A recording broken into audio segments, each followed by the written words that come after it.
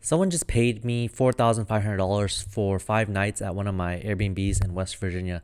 And that's honestly why I think it's the best way for millennials to kind of make money from real estate in a meaningful way where it will actually help them retire early versus spending, say, $50,000 on a home in, I don't know, San Diego, where the home's like $800,000 and they're like $1 million, and you got to raise money or just save a really long time to actually own a home that will cash flow from day one.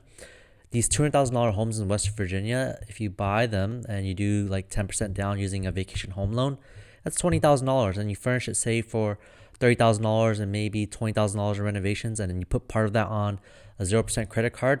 Now you can technically actually start doing stuff now. So you have a bargaining chip where, hey, if the market goes up, you can sell this house and you made six figures, or say the market stays relatively normal, but either way, you're still getting these really crazy bookings. And because your mortgage is only around $1,000 to $2,000, if they're at the $200,000 purchase price, you can just hold it for 30 years because you're getting 30-year fixed rate loans on these homes.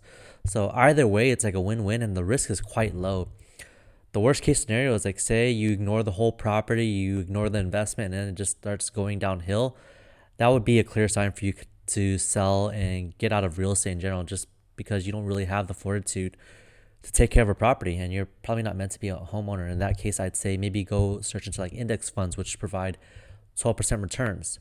But for me, a $4,500 booking for 5 days in a home for an investment of $50,000 is super worth it. And it's worth being able to answer questions like, hey, can you fix a toilet? Hey, can you unplug? Can you clean up this hot tub or something like that? Or just even finding someone to fix that. It's like an hour of your time, your life. Like, yeah, it's a little bit of a headache, but honestly, everything is a headache. I still remember becoming a pharmacist at 25 and graduating, and my first like 2-3 months at the pharmacy were extremely stressful.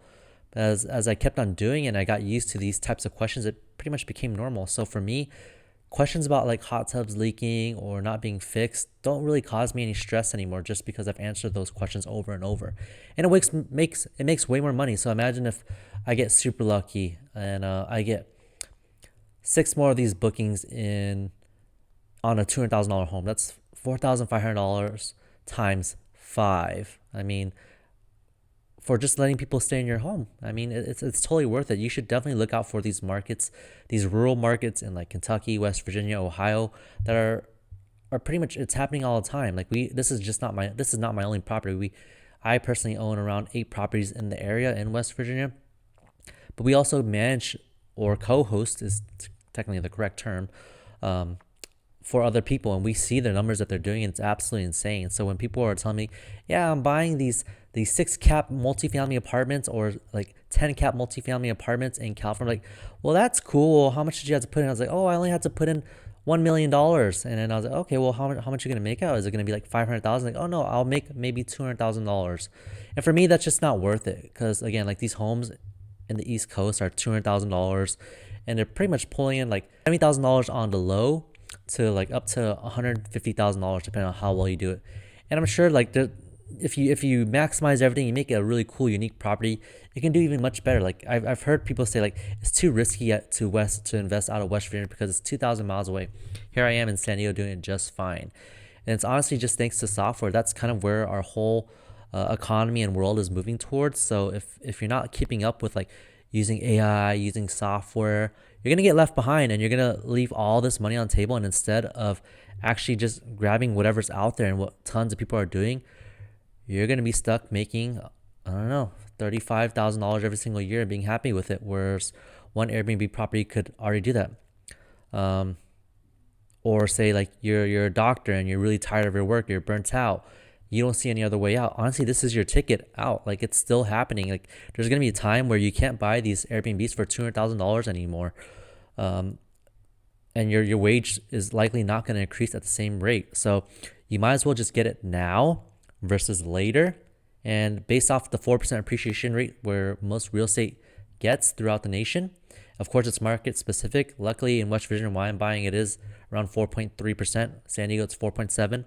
So if that holds true for the next 30 years and these properties still keep on pumping up keep pumping out 70 to $150,000 like the places in San Diego, I don't see any reason why it wouldn't get that appreciation, because investors move to where money's at. And if we're getting this insane amount of money for this amount of effort, same effort that I put into any Airbnb that would be in California with less of a hassle guest. I don't know why, but for some reason my California guests are just so much more difficult than my East Coast guests. No hate. I love you guys, West Coast, just a heads up. I'm from California. I love it here, obviously, but for some reason we're just picky people. But yeah, these prices again, like you buy them for $200,000 now, maybe in like 5 to 6 years they're worth $600,000. If $400,000 gain is good for you, you can 1031 and buy something else closer to back home. There's just so many options you can do, and honestly, the best thing you can do is just get started right now and actually look into these places. So again, yeah, the general plan that I recommend for anyone getting started is, or like having an early retirement plan, is just look for a home. Use Rabu.com to look up the income that it could possibly make. You can go to the Market Finder tool if you're having trouble and just sort it out by ROI score. Like if it's like 80 above, that's usually a good sign that the market's going to do well. Make sure that you can actually pass inspections with the city and county, that it can be run as a short-term rental or mid-term rental, whatever strategy you decide to use. Yeah, and just go for it. Like again, if your mortgage is $1,000 to $2,000, worst case scenario, if you're a six-figure earner, you can pay that off just fine. But from what I found, from my 7 years experience in real estate and from watching my parents' 30-year experience in real estate, it's never really that hard to find someone to rent your house. Like people are always looking for a place to stay, and if you have a really cool product in short-term rentals, it's not that hard to sell like a really beautiful property. So just make it look cool, like I think my home is. Take really good pictures, make a really good listing, get professional photos, obviously, put great amenities, be a good person, provide good customer service, and there's a good chance you're gonna come out of here walking with a really good six-figure investment.